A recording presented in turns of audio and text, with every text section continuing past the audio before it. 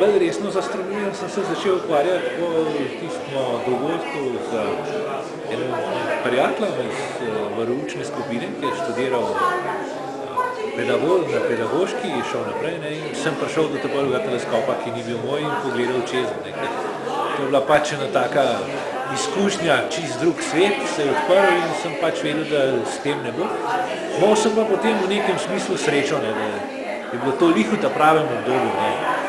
Takrat je Slovenija postala samostojna, Zahod je postal bolj dosegljiv in tam je bilo to vendarle bolj razvito.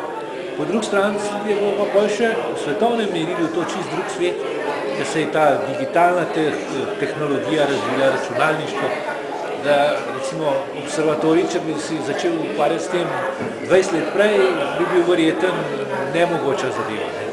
Takrat pa, ker v nekem smislu pa tudi to prav, da sem v nekem smislu s prijateljem pravzaprav rasla s tem razvojem gor.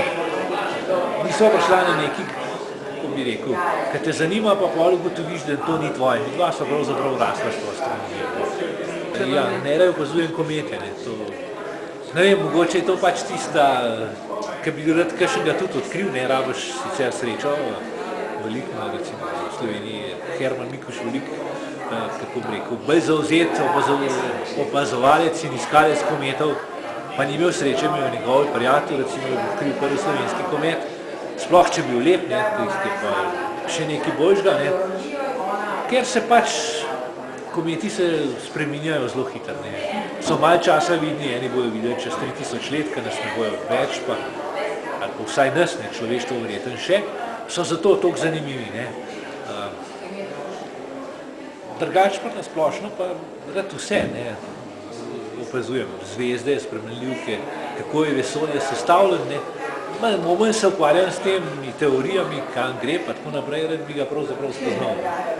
Tako, kot me impresionira Galileo, ki je pisal na zelo podoben način, kot včasih jaz poskušam pisati, pa to nekje nadaljevati, in pravzaprav vidim, da je človeštvo v naši srečni časi, slovenski poklicni astronom je lansko let veliko govoril, na večjih predavanjih je rekel, zelo sem vesel, da živim v tem srečnem času, ki nam je toliko dano. Ampak zavedati se je tudi treba, da ta srečni čas je prišel po teh korakih, ki so jih naredile generacije pred nami. In jaslice so tako, kako bi rekel, neka umetnost, zame neka družinska toplina, recimo, ali pa tam razmišljaš o tem, da ima življenje še kakšno drugo dimenzijo, kot pa samo to biti uspešen. Zato se jaz ne sakiram, če ne bom nič odkril, recimo. Jaz sem pač opazoval, če bom imel srečo, bom kaj odkril, če ne, zato moje življenje ne bo prazno. Sem pač, ajde ta štenga po sreči velika, tako kot so bila nekatera odkritja, velikih je pa delal majhne štenge. Tako mi ostane tudi jaslice. Jaslice so zame pravzaprav neka navezava na svojega očeta, ki v mojem, ali pa njegovo življenje pri meni ni umrlo, da bi rekel, ali pa tako, kot rečemo, ta stari so pozabili, ki ne hodijo več na grobove. Jaz že verjetno od prvega časa nisem prav veliko na grobove hodil, oče živi pač v meni. V nekem smislu pa tudi generacije pred, in se čutim tako in nekje odgovornega do tega. In jaslice so pa zelo tak, kako bi rekel, lep ali pa nazoren prikaz tistega, ne z dogodka, samo dogodka izpred 2000 let, ampak tudi razvoja. Jaslice so se razvijale, recimo, pomenijo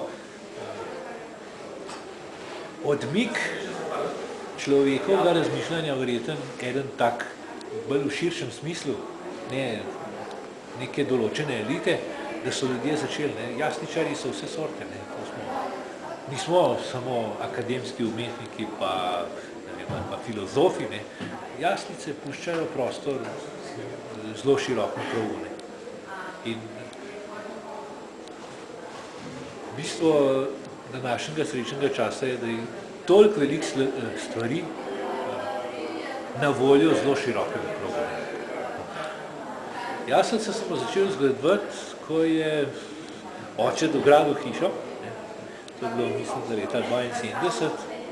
Takrat je pol, za malo večje jaslice rabiš prostor. No in pol, mislim, da eno leto ali dve zatem sva postala tudi cerkovnika ali pa mežnarja po domače v tem šmarski podruženci in potem se je bilo treba začeti. Ne treba, saj sem bil zelo vesel, da je bila dana, da sem se nenadoma začel ukvarjati z velikimi jaslicami, cerkvenimi, tam prostora dost. Potem sem se tam naučil, recimo, obenem z očetom. Oče tudi prej ni po cerkvah delal. Čas opažam, recimo, da je stik veliko bolj drugačen. Moji otroci, recimo, imajo do astronomije drugačen odnos. Verjeten je to, da imam jaz zelo velike teleskope, nekje malo tlač dol, recimo. Jaz z očetom pri jaslicah sva rasla skupaj. Nisem jaz prišel na njegovo narejeno žago. On je raziskoval žago tako kot jaz. Ali bo stvar delovala ali ne, on tega ni vedel. Ampak je poskušal in sem lahko zraven razmišljal. Ma je bilo to bolj ne. Ker tako je, če danes pokažete eno galaksijo, ki je 2 milijardi svetlobnih let, pa je to napacka, sej ne piše tam, ne da se videti 2 milijardi, vi v teleskopu se vidi ploskovno.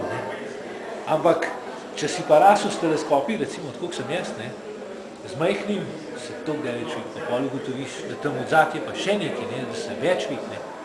Pol imaš tisto globinsko predstavo, rasteš, recimo jaz sem v to srečal v astronomiji ali pa pri jaslicah, da sem rastel z razvojem.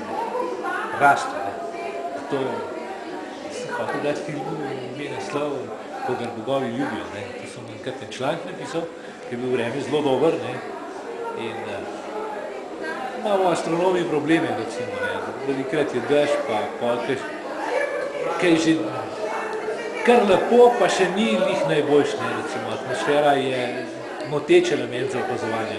Jo rabimo za življenje, pa za marsikaj drugega, za opazovanje je pa moteč, kadar je zelo mirna, pa zelo čista, takrat je zelo fajn, in ko sem enkrat naletel na eno tako noč, sem rekel, to je pa noč za bogove, oziroma kogar bogovi ljubijo.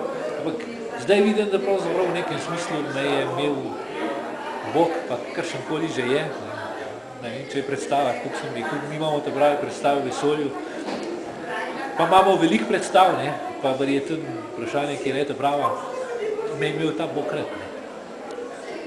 Vse mora biti je Bog to, da ga čutiš, ne veš pa kakšen je.